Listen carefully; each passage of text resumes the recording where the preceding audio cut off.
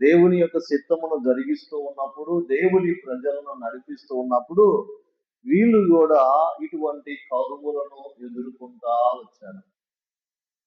ఎందుకు వారు దేవుని నమ్మి దేవుని కలిగి ఉన్నప్పుడు కరువు వచ్చిందనంటే, అక్కడ యెహోవా సెలవిస్తున్న మాట ఏంటంట, ప్రజలు ఏం చేస్తున్నారంటే యెహోవాని విడిచిపెట్టి వారికి ఇష్టం వచ్చినటువంటి రీతిలో వారు ఆరాధన చేస్తున్నారు. ఒక మాట అక్కడ ఏమంటుందంటే, తెలవని దేవునికి ఆరాధన చేస్తున్నారు. తెలవని దేవునికి ఆరాధన చేస్తున్నారు. ఆయన ఎవరో తెలవదు, ఆయన శక్తి ఏంటో, ఆయన బలం ఏంటో తెలవదు. అటువంటి తెలవని దేవునికి వారు ఆరాధన చేస్తూ ఉన్నారు. చూడండి, మన పితరులైనటువంటి అబ్రహాము దేవుని యొక్క వాగ్దానం బట్టి నడిపించబడినప్పుడు, వాగ్దానము చేసినటువంటి దేవుడు నమ్మదగిన దేవుడు అని అబ్రహాము ఏం చేస్తున్నాడు? దేవుని నమ్మి అతడు దేవుని యొక్క చిత్తమును, దేవుని మాట వినడం వలన దేవుడు అతన్ని ఆశీర్వాదకరముగా దీవెనకరంగా నడిపించినట్టు మనం చూస్తున్నాం. ఒకసారి కరువు యొక్క సమయంలో వర్షము లేనప్పుడు ఇస్సాకు ఆలోచిస్తున్నప్పుడు దేవుడు ఇస్సాకుతో మాట్లాడుతున్నాడు. ఇదిగో, నువ్వు మనుషులకు భయపడగాక ధైర్యంగా ఉండు. ఇదిగో, నీవు భూమి తున్ని విత్తనం వేసి ఆ తదుపరి నా వైపు చూడు అంటాడు. కనుక అన్నిటినీ పంపించి భూమి దున్నుతూ ఉన్నప్పుడు వాతావరణం హెచ్చరికలను బట్టి ప్రజలందరూ అనుకుంటున్నారు, ఈ ఇస్సాకు ఏం పని లేదనుకుంటా, ఇదిగో భూమి దున్నుతున్నాడు, ఈ సంవత్సరం వర్షాలు ఉండవు అని చెప్తూ ఉన్నటువంటి సమయంలో, లేదంటే వారిని ఇస్సాకు బాబు నీళ్లను తోడుకోకుండా ఆ యొక్క ఫిలిష్తీయులు ఆపివేసినప్పటికీ దేవుని మాట తీసుకున్నారు. దేవుని మాట తీసుకొని తన భూమిని దున్ని విత్తనం వేసి ఆకాశం వైపు తన చేతులెత్తి ప్రార్థన చేసినప్పుడు ఏమైందంటే తన భూమి తడపబడింది. దానిని తొలకరి వర్షము అంటారు. దేవుని స్తోత్రం. ఈ తొలకరి వర్షము దేనికి సాదృశ్యం ఉందంటే దేవుని పైన నమ్మకానికి సాదృశ్యం. అందుకనే ఇప్పుడు దేవుని యొక్క లేఖనము బ్రదర్స్ చెబుతూ ఉన్నప్పుడు నేను ఒక చివరి మాట విన్నాను 12వ వచనములో, నీ యందు నమ్మిక ఉంచువారు ధన్యులు అని. కీర్తన 84 అధ్యాయము బ్రదర్స్ చదువుతున్నప్పుడు 12వ వచనములో, సైన్యములకు అధిపతి యగు యెహోవా నీ యందు నమ్మిక ఉంచువారు ధన్యులు. దేవుని యందు నమ్మిక ఉంచిన మీరు ధన్యులంట. దేవుని స్తోత్రం.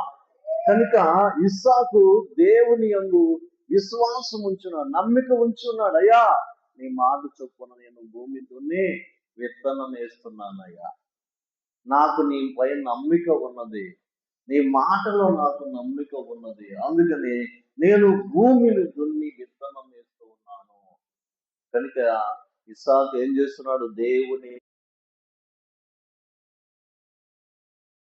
యొక్క మాట వినటం అంటే ఆ తొలకరి వర్షం అనే దేనికి సాదృశ్యం ఏమనంటే, ఎప్పుడైతే నీవు మారు మనసు రక్షణ పొందుతావో, మారు మనసు రక్షణ ఎప్పుడు పొందుతావో దేవుని వాక్యము నీలో ఫలించుటట్టు ఆ తొలకరి వర్షము కురుస్తూ ఉన్నది. తొలకరి వర్షం ఏం చేస్తుంది? భూమిలో ఉన్న విత్తనాన్ని ఏం చేస్తుంది? ఫలింపజేస్తుంది. విత్తనం నాటిన తర్వాత 3 దినాలకో 4 దినాలకో ఆ భూమిలో నుండి ఏమొస్తుందంటే చిలక వస్తూ ఉంటుంది. అందుకని సిగురు వస్తూ ఉంటుంది. అప్పుడు ఆ సిగురును చూసినప్పుడు విత్తనము విత్తిన యజమానికి హృదయములో సంతోషము కలుగుతుంది. తాను విత్తిన విత్తనము ఫలించినది, మొలిసినది అని అతని హృదయములో మనము సంతోషాన్ని చూస్తాం. కనుక దేవుడు కూడా అంట వాక్యం అనే విత్తనము మనలో ఫలించినప్పుడు ఎప్పుడు తెలుసుకుంటాం? ఎప్పుడు అవుతుందంటే తెలుసుకోవటము మనము ఆశీర్వాదకరముగా దీవెనకరముగా మనం. ఇప్పుడు ఇస్సాకు ఏం చేస్తున్నాడు? దేవుని మాట విని భూమి దున్ని విత్తనం వేస్తున్నాడు. కనుక దేవుని నమ్మాడు అతను. అందుకనే ఆయన యందు నమ్మిక ఉంచి ఉన్నాడు గనుక దేవుడు ఏం చేస్తున్నాడంటే ఆయన వర్షమును దయచేస్తున్నాడు. మన పితరుడైనటువంటి ఏలియా ఏం చేశాడు? ఇజ్రాయేలు రాజు అయినటువంటి అహాబు అతడు ఏం చేస్తున్నాడు? తన రాజ్యములో ఒక విగ్రహమును పెట్టి ఉన్నాడు. పెట్టి తన ప్రజలందరినీ కూడా ఆ విగ్రహమునకు సేవ చేయాలని, వారిని ఆ విగ్రహమునకు వారు ఆరాధన చేయాలని. అందుకని వారు ఎంతమంది ఉన్నారంట? తన యొక్క ఆ బయలు దేవత యొక్క భక్తులు 200 మంది దాకా ఆయన యొక్క శిష్యులు ఉన్నట్లుగా మనము లేఖన భాగంలో చూస్తూ ఉన్నాం. కనుక ఇలాంటి పరిస్థితిలో ప్రవక్త అయినటువంటి ఏలియా అనుకున్నాడు, ఇదిగో 3.5 సంవత్సరములో భూమి మీద వర్షము కురవదు. ఎందుకని? మీరు దేవుని జీవము కలిగిన దేవుణ్ణి విడిచిపెట్టారు. జీవము కలిగిన దేవుణ్ణి విడిచిపెట్టి ఉన్నారు. మీకు తెలవని ఆరాధన మీరు చేస్తూ ఉన్నారు. తెలవని దేవునికి మీరు ఆరాధన చేస్తూ ఉన్నారు. జీవము కలిగిన దేవుణ్ణి మీరు దుఃఖపరుస్తూ ఉన్నారు. కనుక మీరు చేయవలసినది ఆరాధన యెహోవాకి, మీ ఆరాధనకు యోగ్యుడు యెహోవా అని ఏలియా ఆ యొక్క అహాబు రాజుకు ఇశ్రాయేలు ప్రజలకు తెలియపరుస్తున్నప్పుడు వారు ఏం చేస్తున్నారంట? వారు ఆ యొక్క బయలకు వారు ఏం చేస్తున్నారంట? ఆరాధన చేస్తూ ఉన్నారు. అవసరమైతే వారు ఏం చేస్తున్నారు? వారి దేహాలను కూడా గాయపరుచుకుంటూ ఉన్నారంట. ఇలాంటి పరిస్థితుల్లో ఏలియాకి బాగా దుఃఖము, వేదన కలిగింది. అందుకనే ఆయన ఏం చేస్తున్నాడు? యెహోవాకి ప్రార్థన చేస్తున్నాడయ్యా, వర్షము భూమి మీద పడకుండును గాక అని ప్రకటించాడు. వర్షము భూమి మీద పడకుండును గాక అని ఆయన ప్రకటించాడు. వర్షము లేదు. ఫస్ట్ సంవత్సరం చూశారు, లేదు. రెండవ సంవత్సరం చూశారు, లేదు. ఇంకా 3వ సంవత్సరం చూశారు, లేదు. 4వ సంవత్సరానికి అప్పటికి 3.5 సంవత్సరాలు లేదు కాబట్టి 4వ సంవత్సరం 6 మాసాలు చూస్తూ వచ్చినారు. కానీ మరలా ఆ యొక్క దైవజనుడు ఏం చేస్తున్నాడు? ఇదిగో యెహోవా జీవముతోడు, నేను జీవము కలిగిన దేవునికి ప్రార్థన చేస్తే 3.5 సంవత్సరాలు వర్షము కురవలేదు. ఇప్పుడు నా దేవుడు శక్తివంతుడని, బలవంతుడని, జీవము కలిగిన వాడని నేను మీకు తెలియపరుస్తున్నాను. ఇప్పుడు యెహోవా నామములో మళ్ళా ఏం చేస్తున్నాడు? ఆయన వర్షము కొరకు ప్రార్థన చేసినప్పుడు భూమి సంపూర్ణంగా తడపబడినది. దేవుని స్తోత్రం. కనుక ప్రియమైనటువంటి దేవునులారా, దేవుని భూమి మీద ఎందుకు వర్షము పడుతుంది? ఎందుకు దేశం మీద కరువు వస్తుంది? ఈ 3.5 సంవత్సరాల్లో ఇజ్రాయేలులో కరువు వచ్చి ఉన్నది. వారి అంజూరపు చెట్లు అంట ఎండిపోయిన, ఒక్క మాత్రము ఏ మాత్రము కూడా సిగురు కనబడని స్థితిలో ఆ యొక్క దేశం ఉందంట ప్రియులారా. కనుక మరలా ఎందుకు అని చెప్తున్నాడంటే, మీరు తెలుసుకున్నట్లుగా శక్తి కలిగిన దేవుణ్ణి, బలము కలిగిన దేవుణ్ణి మీరు తెలుసుకోవాలా అన్నదే ఆ ఏలియా యొక్క ఉద్దేశము. అందుకని ఆయన ప్రార్థన చేసినప్పుడు మరలా 3.5 సంవత్సరాల తర్వాత ఏం కలిగింది? వర్షము పడినది. భూమిలో మానవుడు విత్తనమెత్తి ఫలించి ఆశీర్వాదాన్ని అనుభవించున్నాడు. దేవుని స్తోత్రం. కనుక దేవుని మాట విన్నప్పుడు ఆ దేశము ఆశీర్వాదకరముగా, దీవెనకరముగా, మేలుకరముగా ఉంటుంది. కనుక ఏ కుటుంబం అయితే జీవము కలిగిన దేవుణ్ణి ఆరాధిస్తూ దేవుణ్ణి మహిమ పరుస్తున్నారో ఆ కుటుంబముపై దేవుని యొక్క దయ ఉంటుంది, దేవుని యొక్క కనికరము, దేవుని యొక్క జాలి ఉంటుంది. ఎందుకనంటే ఆయన వారి యొక్క ప్రయాసను సఫలం చేస్తారు. ఎందుకంటే క్రీస్తునందు మన ప్రయాస వ్యర్థము కాదు అనేటువంటి దేవుని మాట. కనుక ప్రియమైనటువంటి దేవుని బిడ్డలారా, క్రీస్తునందు నీకు విజయము కలుగుతుంది. నీ పనిలో విజయము, నీ యొక్క భూమి విత్తనములో విజయము కలుగుతూ ఉన్నది. అందుకని దేవుని వాక్యము చదివిస్తుంది, మనము జీవము కలిగిన దేవుణ్ణి ఆరాధించే ఆరాధికులుగా మనల్ని ఆయన పిలిచి ఉన్నాడు. ఇక్కడైతే దేవుని వాక్యం చదివి దేవునికి స్తోత్రం. కనుక ఒక మానవుడు, మనలాంటి ఒక నరుడు ప్రార్థన చేస్తే దేవుడు 3.5 సంవత్సరాలు భూమి మీద వర్షింపలేదు ప్రియులారా. మళ్ళా ఆకలి అలమటిస్తూ యెహోవా జీవము కలిగిన దేవుడు అని వారు గుర్తు చేయటకు ఏలియా ప్రార్థన చేసినప్పుడు భూమి పైన వర్షము కురవబడినది. భూమిలో నుండి ఆహారము ప్రజలకు దయచేయబడింది ప్రియులారా. దేవునికి స్తోత్ర. కనుక కీర్తన 84:6 మనం 84:6 చూస్తున్నాం కదా, ఇందాక తొలకరి వర్షము అంటున్నాం. వారు బాకా లోయలో నుండి వెళ్ళుచు దానిని జలమయముగా చేయుదురు, తొలకరి వాన దానిని దీవెనలతో కప్పును. నువ్వు విత్తినటువంటి పంటను దేవుడు ఏం చేస్తున్నాడు? తొలకరి వర్షము చేత అది నీకు దీవెనకరముగా, నీకు ఆశీర్వాదకరముగా, నీకు మేలుకరముగా ఆయన ఏం చేస్తున్నాడు? దానిని నింపుచున్నాడు. దేవునికి స్తోత్రం. హల్లెలూయా. ఆత్మీయ జీవితానికి కూడా తొలకరి వర్షము, పరిశుద్ధాత్మ ఆత్మ చేత నింపబడటము, ఆ నింపబడినటువంటి నీవు, నీ కుటుంబము ఫలిస్తూ ఉన్నది. కనుక ఇక్కడ ఆత్మీయంగా మనము చూస్తున్నాం. భూమి విత్తినటువంటి మానవుడు ఆ విత్తనము ఫలించాలి, అభివృద్ధి చెందాలనంటే ఏం చేస్తున్నామంట? తొలకరి వర్షము చేత నింపబడాలి, తొలకరి వర్షము చేత అది కనపడాలి. అందుకనే దేవుని వాక్యం చదివిస్తుంది, మీరు మారు మనసు పొంది రక్షణ పొందినప్పుడు పరిశుద్ధాత్మను శక్తిని మీరు పొందుతారు. అది తొలకరి వర్షము. దేవుని స్తోత్ర. భూమి పండినప్పుడు కురిసే వర్షము తొలకరి వర్షము, అది దీవెనలతో నింపబడుతుంది. పరిశుద్ధాత్మ యొక్క ఆ వరము చేతను నింపబడినప్పుడు నీకు, నీ కుటుంబానికి ఆశీర్వాదము, నీ యొక్క ఆత్మీయ స్థితి అభివృద్ధి ఆశీర్వాదకరముగా, దీవెనకరముగా, దేవునికి మహిమకరముగా ఉంటుందన్నది దేవుని యొక్క ఉద్దేశము. దేవుని స్తోత్ర. కనుక తొలకరి వర్షము చేత అది నింపబడినప్పుడు అది ఏం చేస్తుందంటే ఆ పంట దీవెన నొందుతూ ఉన్నది.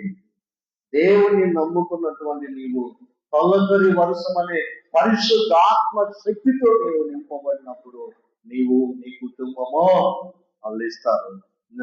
కనుక నింపబడతారు. దేవుని ఆత్మ చేత నింపబడినప్పుడు దేవుని ఆశీర్వాదమును మీరు అనుభవించే వారిగా ఉంటారు. దేవునికి స్తోత్రం. హల్లెలూయా. కనుక ప్రియమైనటువంటి దేవులారా, యోవేలు గ్రంథములో దైవజనుడు యోవేలు ప్రవక్త సెలవిస్తున్నటువంటి మాటను మనం చూస్తున్నాము. యోవేలు గ్రంథం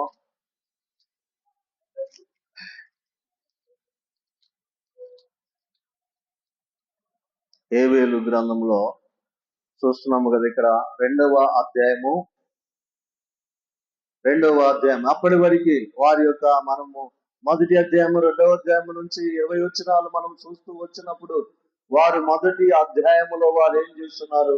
వారి యొక్క ఏదైనా తోట వలె వారి భూములు ఉన్నాయి, పచ్చగా ఉన్నాయి, ఫలించినటువంటి అభివృద్ధి చెందినటువంటి వారిగా ఉన్నప్పుడు వారు దేవునికి ఇష్టముగా లేకుండా వారు జీవించినప్పుడు దేవుని యొక్క ఉగ్రత ఆ దేశం మీదకి వచ్చిందంట. ఎలాగొచ్చింది ఆ దేశం మీదకి? వారు తమ సబుద్ధిని ఆధారం చేసుకొని జీవిస్తున్నప్పుడు, తమ ఇష్టానుసారంగా వారు జీవిస్తున్నప్పుడు దేవుడు ఏం చేస్తున్నాడు? మిడతల దండును పంపించాడు. ఏం పంపించాడు? మిడతల దండును పంపించినాడు.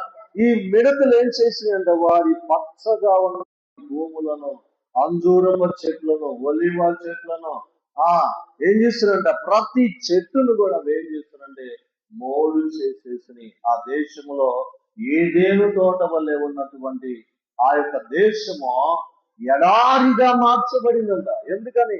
వారు తమ సబుద్ధిని ఆధారం చేసుకొని జీవము కలిగిన దేవుణ్ణి విడిచిపెట్టి తమ మనసుకు నచ్చినట్లుగా మానవ పద్ధతులను అనుసరిస్తూ వారి యొక్క పితరుల యొక్క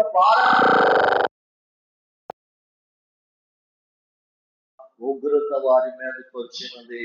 ప్రియులారా, ఏదేను తోట వల్లే ఉన్నటువంటి ఆ దేశము, ఫలములతో నింపబడిన ఆ దేశము, పచ్చగా ఉన్నటువంటి పాడి పశువులతో పచ్చగా ఉన్నటువంటి ఆ దేశం ఏమైందంట, ఎడారిగా మార్చదు. ఒక్క చోట కూడా పచ్చదనం కనపడలేదు. అప్పుడు వారు, ప్రవక్త వచ్చి వారితో మాట్లాడుతున్నారు. వారు గుండెలు బాదుకుంటూ ఉన్నారు, ఏడుస్తూ ఉన్నప్పుడు దేవుని యొక్క వాక్కు ప్రవక్త అయినటువంటి ఇజ్రాయేలుకు, ప్రవక్త అయినటువంటి యేవేలు ప్రవక్త ద్వారా అతనికి వర్తమానం వచ్చింది. పేజీ నంబర్ 753 పేజీ నంబర్, పాత నిబంధన గ్రంథము 753 పేజీ నంబర్. యేవేలు ప్రవక్త గురించి, ఇజ్రాయేలు ప్రజల గురించి ఇక్కడ రాయబడి ఉన్నది. ఇజ్రాయేలు ప్రజలు వారు ఏదేను వలె ఉన్నప్పుడు, వారు ఎప్పుడైతే దేవుని మాట వెనుకనగా వారి సబుద్ధిని ఆధారం చేసుకొని, వారికి ఉన్న వెండి బంగారములను, వారికి ఉన్నటువంటి వారి బలాన్ని బట్టి, బలగాన్ని బట్టి వారు అతిశయించి, వారికి తెలవని మార్గములో జీవము కలిగిన దేవుణ్ణి విడిచిపెట్టి వారి సబుద్ధిని ఆధారం చేసుకొని వారి ఇష్టానుసారంగా వారు జీవిస్తూ ఉన్నప్పుడు, ప్రవక్త అయినటువంటి యేవేలు ప్రవక్త ద్వారా దేవుడు మాట్లాడుతూ ఉన్నారు. మీ అతిక్రమముల చేత మీరు దేవుని ఆశీర్వాదం ఉన్నారు. ఇదిగో మీ యొక్క సబుద్ధిని మీరు ఆధారం చేసుకున్నట వలన ఏదేను వలె ఉన్న మీ యొక్క దేశము ఎడారిగా మార్చబడినది. అరే, పట్టణము పంట భూమి లేదు, గొర్రెల మేకల మందలు కూడా నీళ్లు లేక, ఆహారము లేక ఎక్కడ భూమి మీద, పొలం మీద వెళ్తున్నవి చనిపోతా ఉన్నాయి. వాటన్నిటిని చూసినప్పుడు వారందరికీ దుఃఖము, వేదన కలుగుతూ ఉన్నది. ఏడుస్తూ ఉన్నారు, రోదన చేస్తూ. అప్పుడు దేవుడు తన ప్రవక్త అయినటువంటి యేవేలు ప్రవక్తను పంపించి, ఇదిగో మీ దోషమును తొలగిపోవాలండి, దేవుని ఆశీర్వాదం మీరు అనుభవించాలంటే, మరలా మీ అంజూరపు, మీ ద్రాక్షాలు సిగురించాలి అంటే, ఎడారిగా ఉన్న మీ యొక్క దేశము సస్యామలముతో ఆశీర్వాదంగా పచ్చదనముగా ఉండాలంటే మీరు యెహోవా మాట వినాలి. యెహోవా మాట వినాలి. ఏం చేయాలి ప్రవక్త? దేవుడు ఏం చేయమంటున్నాడు మమ్మల్ని, అది చేయుటకు మేము సిద్ధముగా ఉన్నామని ఇజ్రాయేల్ అందరూ మాట్లాడినప్పుడు ప్రవక్త ద్వారా దేవుడు మాట్లాడుతూ ఉన్నాడు. ఏమంటున్నాడు? ఇదిగో మీరు వ్రత దినమును ఏర్పాటు చేసుకోవాలి, ఉపవాస దినమును ఏర్పాటు చేసుకొని ఉపవాసం ఉండి ఏం చేయాలి? దేవునికి ఇష్టము లేనన్నిటిని, వాటన్నిటిని విడిచిపెట్టాలి, జీవము కలిగిన దేవుణ్ణి వెంబడించాలి. అప్పుడు వారు ఏం చేస్తున్నారు? మోకాళ్ళు వేసి దేవుని సన్నిధిలోకి వెళ్ళి ఉపవాసము ప్రకటన చేసుకున్నారు. ఇజ్రాయేల్ దేశమంతా ప్రకటన చేసుకున్నారు. ఇదిగో ఈ ఉగ్రత నుండి, ఈ కరువు నుండి మనము తప్పించబడాలంటే మన పితరుల దేవుడైన యెహోవాని మరలా మనము ఆయన యందు భయభక్తులు కలిగి నడుచుకున్నాము. దాన్ని మనందరము ఏక మనస్సుతో, ఏకాత్మతో మనందరము జీవము కలిగిన దేవుణ్ణి ఆరాధించుటకు కదిలి రండని ఇజ్రాయేలుకు ప్రకటన చేసినప్పుడు వారందరూ కూడా దేవుని సన్నిధిలోకి వెళ్ళి దేవునికి ఆయాసకరమైన ప్రతి కాడిని వెర్రకొట్టున్నట్లుగా వారు ప్రార్థన చేసినప్పుడు, దేవుని సన్నిధిలో వారి హృదయాన్ని కుమ్మరించినప్పుడు, కలవతో నీళ్లు కుమ్మరించినట్లుగా వారి హృదయాన్ని కుమ్మరించి వారి అతిక్రమములన్నిటినీ దేవుని సన్నిధిలో ఒప్పుకొని విడిచిపెట్టినప్పుడు యెహోవా వారితో మరలా మాట్లాడుతూ ఉన్నాడు. వ్రతదినము ఉపవాసం ఉన్నారు. వర్తమానం వచ్చింది. వర్తమానం విన్న తర్వాత మరలా ప్రవక్త మాట్లాడుతున్నాడు.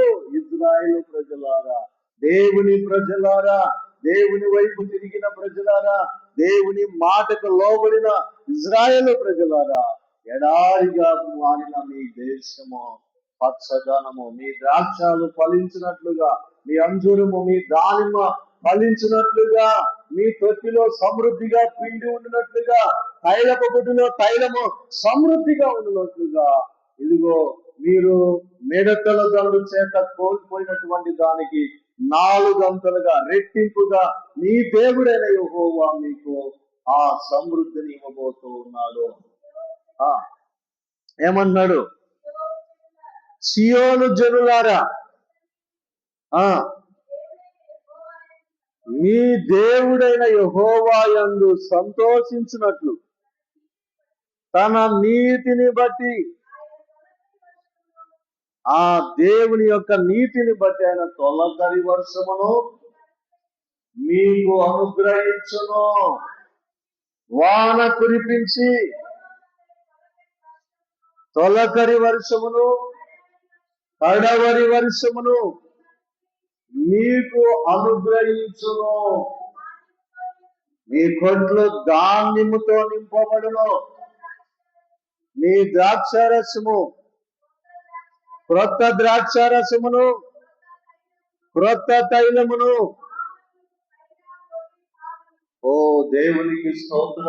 గానుగుల్లో నుండి పొర్లి పారునట్లుగా దేవుడు ఆ దేశమును మీద తొలకరి వర్షమును కడవరి వర్షమును కురిపించినప్పుడు వారి భూములు మరలా పచ్చదనము, వారి దేశము పచ్చదనము, వారి అంగూరపు ద్రాక్ష చెట్లు మోడుగాడినవన్నీ కూడా సిగురించినది, పచ్చగా దేశము ఒక గుర్తులోనికి వచ్చినది. దేవుని స్తోత్ర. ఎలాగా తొలకరి వర్షము కడవరి వర్షము ఆ దేశం మీద కురవబడింది. అందుకనే ఆ ఇజ్రాయేల్ దేశము తన దేశమా భయపడక సంతోషించి ఆనందించి గంతులు వేయము. ఎందుకనంటే నీ దేవుడైన యెహోవా గొప్ప కార్యము చేసెను. ఏంటయ్యా ఆ గొప్ప కార్యం అంటే తొలకరి వర్షమును కడవరి వర్షము చేత వారి భూములను నింపినప్పుడు వారి దేశము పచ్చగా, వారి పంట భూములు సమృద్ధిగా పండినవి. దేవునికి స్తోత్రం. హల్లెలూయా. ఎప్పుడు నీ గుడారములో సమృద్ధి, ఎప్పుడు నీ దేశములో సమృద్ధి, ఎప్పుడు నీ పట్టణములో సమృద్ధి ఉంటుందండి జీవము కలిగిన దేవుని మాట విన్నప్పుడు, జీవము కలిగిన దేవుని సంతోషపరిచినప్పుడు, సృష్టికర్త అయినటువంటి దేవుని సంతోషపరిచినప్పుడు ఆయన మిక్కుల సంతోషాన్ని సమృద్ధిని ఆయన మీకు దయచేవాడై ఉన్నాడు. దేవునికి స్తోత్రం. కనుక ఆయన మీద నమ్మిక, సైన్యములకు అధిపతి అయిన యెహోవా మీద నమ్మిక ఉంచు, నీవు ధన్యుడవు. వారు ఆ దేశము ప్రజలు ఆయన మీద నమ్మిక ఉంచి ఉన్నారు. మరలా ఎడారిగా ఉన్న వారి దేశము ఏదేను తోట వలె మార్చబడినది. దేవుని స్తోత్ర. కనుక దేవుని మాట వింటున్న నీ కుటుంబము, దేవుని మాట వింటున్న నీ పట్టణము, దేవుని మాట వింటున్న నీ యొక్క కుటుంబ సభ్యులు, నీ కుటుంబాన్ని దేవుడు అలాగా సమృద్ధితో, తొలకరి వర్షముతో కడవరి వర్షముతో సమృద్ధిగా నిన్ను, నీ కుటుంబాన్ని, నీ దేశాన్ని, నీ పట్టణాన్ని నింపును గాక. ఆమేన్. హల్లెలూయా. కనుక దేవుని మాట మనం వినాలి ప్రియులారా. దేవుని మాట విన్నప్పుడు ఆయన అంటున్నాడు దేశమా అంటున్నాడు. దేవుని మాట విన్నప్పుడు ఆ వ్యక్తితో మాట్లాడతాడు. ఇక్కడ దేశమంతా, దేశ ప్రజలంతా దేవుని సన్నిధికి వచ్చినప్పుడు దేవుడు అంటున్నాడు దేశమా. కనుక దేవుని యొక్క లేఖనము సెలవిస్తా ఉన్నది, మనము దేవుని మాట విన్నప్పుడు ఆయన తొలకరి వర్షమును కడవరి వర్షము చేత తన నీతి చేత ఏం చేస్తున్నాడంట, తొలకరి వర్షమును కడవరి వర్షమును కురిపిస్తూ ఉన్నాడు. ఆ దేశము కాస్త ఇప్పుడు ఏమైందంటే పచ్చగా అయిపోయినది, పంట భూములతో సమృద్ధిగా ఉన్నట్లుగా మనము లేఖన భాగం చూస్తున్నాం. ఇర్మియా గ్రంథము 5వ అధ్యాయము, ఇర్మియా 5:24 చూద్దాం.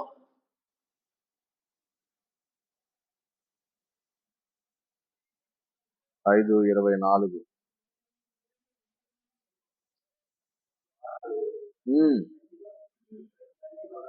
వారు రండి, మనము దేవుడైన యెహోవా యందు భయభక్తులు కలిగి ఉందము. ఆయనే తొలకరి వర్షమును కడవరి వర్షమును దాని కాలమున కురిపించువాడు కదా. నిర్ణయింపబడిన కోత కాలపు ఆయన మనకు రప్పించునని తమ మనసులో అనుకున్న వారు ఈ దోషము వాటి క్రమమును తప్పించు.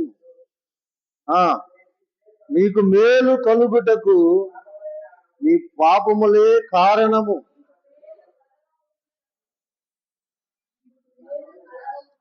మీకు మేలు కలుగకుండుటకు మీ పాపములే కారణము. నా జనుల్లో దుష్టులున్నారు. ఆ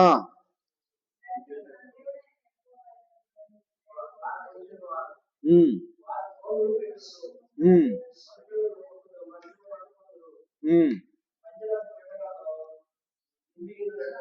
చాలు. దేవుని యొక్క లేఖనము చలవిస్తుంది. ప్రజలందరూ కూడా ఏం చేస్తూ ఉన్నారు? వారు మనము రండి, మన దేవుడైన యెహోవా యందు భయభక్తులు కలిగి ఉన్నాము, ఆయనే మనకు తొలకరి వర్షమును కడవరి వర్షమును దాని కాలమందు కురిపించువాడు కదా. నిర్ణయింపబడిన కోతకాలపు వారములను ఆయన మనకు రప్పించునని తమ మనసులో అనుకుని వారు మీ దోషము వాటి క్రమము తప్పించను, మీకు మేలు కలుగుకున్నట్లు. అందుకనే మనం ఏం చేస్తున్నాం? ఋతువుల యొక్క క్రమము తప్పిపోతుంది. అందుకని కొన్నిసార్లు అంటాడు వర్షాకాలము ఎప్పుడు, కొన్నిసార్లు ఎండాకాలం మే నెలలో వర్షాలు పడుతూ ఉంటాం. అంటే ఏం చూస్తున్నట, మన యొక్క దోషమును బట్టి, భూమి మీద మానవుని యొక్క పాపమును బట్టి, మానవుని యొక్క అతిక్రమమును బట్టి ఋతువుల యొక్క క్రమము తప్పిపోతున్నారు. ఋతువులు ఏం చేస్తారంట? వాటి క్రమము తప్పిపోవటానికి కారణం ఎవడో? భూమి మీద ఉన్న మానవుడు. మానవుడు ఏం చేస్తున్నాడంట? తన సుబుద్ధిని ఆధారం చేసుకొని తన ఇష్టం వచ్చినట్లుగా దేవుని దుఃఖపరుస్తున్నప్పుడు భూమి మీద మానవుని యొక్క దోషమును బట్టి, పాపమును బట్టి ఋతువుల యొక్క క్రమము తప్పిపోతూ ఉన్నది. ఎందుకు? ఋతుపవనాలు క్రమము తప్పి వర్షాకాలంలో వర్షం పడవలసిన ఋతువు కాలం, వర్షాకాలంలో రావాల్సిన ఋతుపవనాలు ఎండాకాలంలో మే నెలలో వస్తా ఉన్నాయి. కారణం ఏంటంటే మానవుడేనంట దానికి కారణం. వాటి క్రమము తప్పట. జీవము కలిగిన దేవుని ఆరాధించుకున్నప్పుడు మానవుడు క్రమము తప్పుట వలన ఋతువులు కూడా క్రమం తప్పు. ఋతువులను నియమించిన వాడు సృష్టికర్త. అందుకనే ఎప్పుడైతే భూమి మీద మానవుడు దేవుని మాట వినడో ఋతువులు కూడా అంటున్నాయి, మేము ఋతువులకు తగిన క్రమము తప్పిపోయి ఉన్నాము. ఎండాకాలంలో ఎవడు ఇత్తననేయుడు, అప్పుడు వర్షాలు పడతా ఉంటాయి. ఆ వర్షం యొక్క శాతము వ్యర్థము భూమి మీద. ఎందుకని? భూమిలో విత్తనము పడినప్పుడు పడిన వర్షము అది మనకు దీవెనకరంగా ఉంటుంది. భూమిలో విత్తనము పడినప్పుడు పడిన వర్షము అది వ్యర్థమే కదా, అది పడుట వ్యర్థమే కదా. అందుకనే దేవుని యొక్క లేఖనము సెలవిస్తా ఉన్నది, నేను విత్తిన విత్తనము మీలో ఫలించినట్లుగా. వాక్యం అనే విత్తనము మీలో ఫలించాలంటే పలకరి వర్షం అనేటువంటి పరిశుద్ధాత్మ దేవుని యొక్క ఆత్మ చేత మీలో నింపబడాలి. అందుకనే మారు మనస్సు, రక్షణ అనేటువంటివి నువ్వు కలిగి ఉన్నప్పుడు అప్పుడు ఏం జరుగుతుందో పరిశుద్ధాత్మను వరాన్ని నువ్వు పొందుతావు. కనుక నువ్వు ఆత్మీయంగా ఫలించాలి, నీ కుటుంబము నీవు ఫలించాలంటే ఆ వర్షం అంటే పరిశుద్ధాత్మ అనే పల్లకరి వర్షము. అందుకనే భూమి మీద పంట పండాలంటే పల్లకరి వర్షము. విత్తనం వేయబడినప్పుడు పడినటువంటి ఆ వర్షము మనకు దీవెనకరంగా ఉంటా ఉంటుంది. విత్తనం వేయినప్పుడు పడినటువంటి వర్షము మనకు దీవెనకరంగా ఉండదు. కనుక విత్తనము పడిన దేవుని వాక్యం అనే విత్తనము మారు మనసును రక్షణను పొందినప్పుడు పరిశుద్ధాత్మను శక్తిని నువ్వు పొందుతున్నావు, వరాన్ని నువ్వు పొందుకొని ఉండాలి. ఆ వరమును పొంది ఉన్నప్పుడే దేవుని వాక్యము నీలో, నీకు, నీ కుటుంబానికి అది ఆశీర్వాదకరముగా, ఫలభరితముగా, దీవెనకరముగా, మేలుకరముగా ఉంటుందని దేవుని యొక్క లేఖనము సెలవిస్తుంది. ప్రియులారా, కనుక ఇక్కడ దేవుని యొక్క ప్రజలందరూ కూడా ఏం చేస్తున్నారు? రండి, మనము జీవము కలిగిన దేవుణ్ణి ఆరాధించదము, మన దేవుడైన యెహోవా యందు భయభక్తులు కలిగి ఉండము, ఆయనే తొలకరి వర్షమును కడవరి వర్షమును దయచేవాడు. అవేమిటంట? భూమి మీద విత్తనం ఇచ్చినటువంటి భూమి మీద మానవానికి అది దీవెనకరముగా, ఆశీర్వాదకరముగా ఉంటుంది. అందుకనే తొలకరి వర్షము, కడవరి వర్షం అవసరం. అంటే విత్తనం వేసేటప్పుడు అవసరం వర్షమే అవసరమే, కోత కోసే ముందుగా, పంటను సమకూర్చుకునే ముందుగా ఉండంట ఆ పండిన విత్తనము అది సంపూర్ణం చేయబడడానికి తొలకరి వర్షం కావాలి, కడవరి వర్షం కావాలి. అందుకనే తొలకరి వర్షముతో కడవరి వర్షముతో ఆయన మనము సంపూర్ణముగా నింపువాడు. దేవునికి స్తోత్రం. కనుక చూడండి, భూమి మీద విత్తనం ఇచ్చినప్పుడు చివరి యొక్క వర్షము పడినప్పుడు పంట చేతికి వస్తుంది, అది ఫలించిందంట కడవరి వర్షం పడినప్పుడు. అప్పుడు ఈ భూమి యజమాని పంట కోసుకొని ధాన్యాన్ని ఇంటికి తీసుకెళ్తాడు. అక్కడే ఏం చేస్తాడు, కొన్నిసార్లు గేడింగ్ చేస్తాడు, తాళ్ళను ఏరు చేసి మంచిని మాత్రమే తీసుకొని రైతు తన ఇంటికి తీసుకెళ్తాడు. తాళ్ళు తీసుకెళ్తాడా గోతాలకు పట్టుకొని? తీసుకెళ్ళడు. అందుకని దేవుని వాక్యం చదువుతుంది, నా మాట విని వాటి చొప్పున నువ్వు వల విసిరినప్పుడు విస్తారమైన దీవెనలు పొందుతావు, కానీ నా మాట వినప్పుడు. అందుకనే ఒక వ్యక్తి దేవుని మాట విని ఇల్లు కట్టాడంట. అందుకని దేవుని వాక్యం చదివిస్తుంది, నా మాట విని వాటి చొప్పున చేయవాడు బండ మీద పునాది వేసిన బుద్ధిమంతుని పోలి ఉంటారు. గాలి విసిరి వాన కొట్టిన వాని పునాది కదల్చబడదు. ఎందుకని? జీవము కలిగిన దేవుని మాట విని కట్టాడు. ఒకడు ఏం చేస్తున్నాడు, తన సబుద్ధిని ఆధారం చేసుకొని అతి తక్కువ త్వరలో సంపూర్ణం చేయబడినంత తన ఇల్లు ఇసుక మీద పునాది వేస్తున్నాడంట. వరదలు వచ్చి వాన విసిరి కొట్టినప్పుడు ఆ ఇల్లు వెళ్ళిపోతా ఉందంట నేల మీద. అందుకని దేవుని యొక్క లేఖనము సెలవిస్తున్నది, ఎవడు పునాది గట్టిగా వేసిన వాడంటే దేవుని మాట విని తన ఆత్మీయ స్థితిని సంపూర్ణంగా నిర్మించుకున్నటువంటి వాడు, దేవునికి లోబడినటువంటి వాడు, దేవుని చిత్తము జరిగించున్నవాడు, దేవుని సంతోషపరుస్తున్నటువంటి వాడు, దేవుని మహిమపరుస్తున్నటువంటి వాడిని బట్టి దేవుడు సంతోషించేవాడు ఉంటాడు. దేవుడి స్తోత్రం. హల్లెలూయా. అందుకనే నోవాహు దేవుని మాట విని ఓడను నిర్మించుకున్నాడు. తన కుటుంబ రక్షణ కోసము దేవుని మాట విని ఓడను నిర్మించుకున్నప్పుడు దేవుడు ఏం చేస్తున్నాడు, అతని ఇంటి వారు కాపాడబడ్డారు. దేవుని స్తోత్రం. హల్లెలూయా. అందుకని ప్రియమైనటువంటి దేవుళ్ళారా, మనము దేవుని మాట విన్నప్పుడు, దేవుని యొద్దకు వచ్చినప్పుడు దేవుని వాక్యం చదివిస్తుంది, మొదట నీవు దేవుని యొద్దకు రా, అప్పుడు ఆయన నీ యొద్దకి వస్తాడు. దేవునికి స్తోత్రం. హల్లెలూయా. కనుక వీరందరూ కలిసి దేవుని దగ్గర విచారణ చేసినప్పుడు, వారందరూ పిలుచుకున్నారు, అందరూ కలిసి దేవుని దగ్గరికి వచ్చేవారు దేవునికి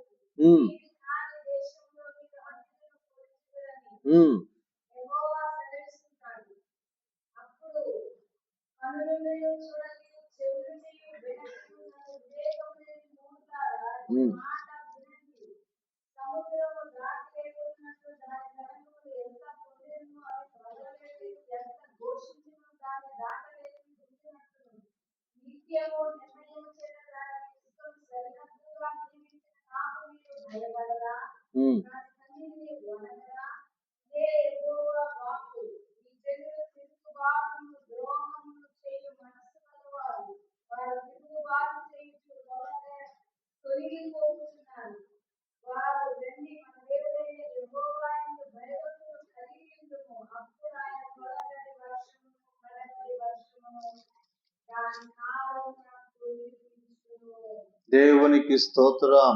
హల్లెలూయా. కనుక దేవుని యొక్క లేఖనం సెలవిస్తున్నటువంటి మాటను మనం చూస్తున్నప్పుడు వారు ఏం చేస్తున్నారంట, వారు ఏది విసర్జించి ఉన్నారంట, దేవునికి ఆయాసకరమైనటువంటి వాటిని విసర్జించినప్పుడు వారందరూ ఏక మనస్సుతో ఏకాత్మతో వారు దేవుని వద్దకు వచ్చినప్పుడు దేవుడు వారి వద్దకు వచ్చాడు.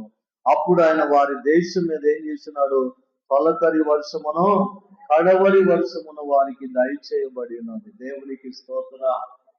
కనుక మనము కూడా ఏం చేయాలంట, దేవుని మాట వినేవారిగా, దేవుని యొక్క చిత్తము జరిగించే వారిగా మనం ఉండాలి. ఇప్పుడు మనము చూస్తూ ఉన్నాం, మనం బాల్య జన్మ నుంచి మనం చూస్తూ ఉన్నాం.